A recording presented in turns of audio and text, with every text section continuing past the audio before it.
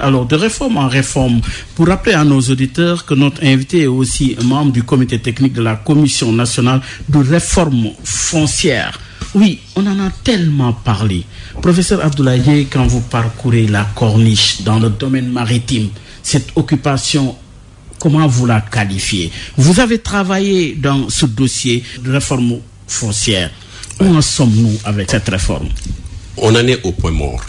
Pour dire vrai, on en est au point mort et c'est la grande déception. C'est la grande déception non seulement des membres de la commission, des membres du comité technique, mais même de ceux simplement qui étaient au niveau de la plénière. J'insiste également sur les acteurs.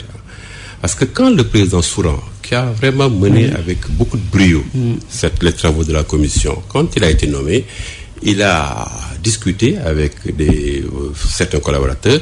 Et on s'est fixé 2 défis.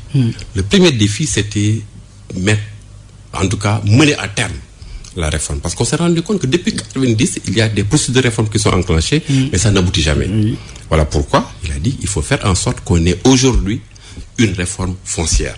Deuxième défi, c'était que ce soit une réforme dans un climat de paix sociale, en prenant en compte tous les secteurs d'activité reposant sur la terre. Donc, vous voyez, réforme, que ce soit une réforme vraiment inclusive. Sur la base de ça, on a mis en place un processus pour prendre en compte l'avis de tout le monde. Donc, on s'est dit, avant d'en arriver à la réforme des textes, il faut un document de politique foncière. Et le maître mot, c'était quoi? C'était, il faut avoir un consensus, parce que la question foncière, elle est sensible. Si on n'a pas un consensus, on ne pourra jamais avoir une effectivité de la loi. Et le processus a été mené avec un attachement sans réserve à la construction de consensus forts tout au long de ce processus-là. Nous avons visité les 14 régions. Nous avons été dans les 45 départements. Dans chaque département, il y a eu au moins 2 ateliers avec des compositions différentes. Nous avons eu si on pouvait aller dans chaque commune, on l'aurait fait, mais on n'a pas pu le faire. Qu'on a simplement, dans un département, regroupé toutes les communes. Donc, on peut dire aujourd'hui que tous ceux qui sont intéressés ont donné, tous ces gens-là ont donné leur point de vue. Et quand on a terminé, il y a eu le document de politique foncière. Mais même pour le document, même pour le canevas, il fallait que tout le monde s'entende. Le fait de dire, voilà le plan, il y aura dans une première partie, même ça fait l'objet de consensus. Quand on a rédigé, on a rencontré tous les acteurs, parce qu'on est parti d'un état des lieux. Qu'est-ce qui pose problème au niveau, dans le domaine foncier? Et c'est à ce niveau que le problème du littoral avait été vu.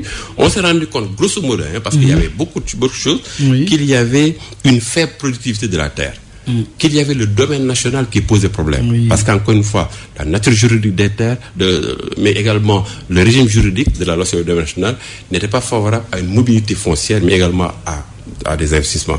Nous avons vu qu'il y avait beaucoup de conflits fonciers. Nous avons vu qu'il y avait beaucoup d'anarchie, par exemple, d'occupation du littoral, etc. Donc tout ça, c'est des éléments du bilan. Et sur la base de ça, on a proposé un document de politique foncière qui a fait l'objet d'un consensus. De consensus, on a rencontré tous les... mais alors... On a rencontré tous les acteurs concernés, les élus locaux, la société civile, l'administration foncière, les parlementaires. Nous avons même rencontré le Conseil économique et social, même les partenaires techniques et financiers. Nous avons rencontré tout le monde et nous avons eu un atelier national qui a validé, entre guillemets, en disant maintenant, quand même, c'est l'autorité qui doit valider. Quand on a remis le document au président de la République, tout le monde s'attendait, surtout que le Conseil économique et social avait fait une recommandation en disant au président de la République, il faut valider et qu'on passe maintenant à la réforme des lois. Et là, silence. Jusqu'à présent, retenez simplement qu'on est resté 2, 3, 4 mois, silence radio. Alors que nous pensions que, compte tenu du fait qu'il y avait ce consensus-là, et que le président de la République semblait être pressé tout au long du processus. Mais un jour, au niveau du Conseil présidentiel, on entend le président dire, je ne peux pas valider le rapport de la Commission nationale. Ah oui? Oui.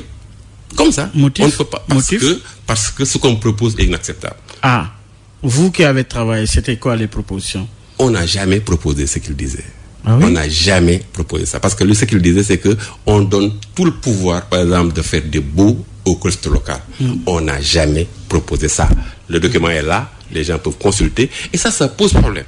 Ça veut dire quoi? Ça veut dire quoi? Que soit on a fait un mauvais contrat au président de la République, soit on a trompé le président de la République. Mais il a le document. Mais il a le document. Non seulement il a le document, mais à notre niveau, on avait même dit, ça va être peut-être difficile de lire tout le document. On a fait des recommandations, 19 recommandations sur 3 pages pour qu'ils lisent. Personne ne verra ce que le président reproche. Parce qu'encore une fois, ça n'existe pas. On ne sait pas c'est sorti d'où. Mais le président dit, bon, on donne tout le pouvoir aux collectivités locales alors qu'on sait ce qui se passe au niveau des collectivités locales par rapport à la terre. On n'a jamais, je répète, Baye-Oumar, on n'a jamais... Et là, il y a un problème d'incompréhension. Absolument. Et on en est là. Voilà pourquoi je vous dis, au point mort. Si au moins le président avait dit, bon, j'appelle le professeur Souran, je lui dis, pourquoi vous avez proposé ça? Ça n'a jamais été fait. On en est là. Donc, avec cette incompréhension-là, que... Pourquoi le président dit qu'il rejette parce qu'il y a A alors qu'il n'y a jamais eu A dans le document de politique français? On en est là.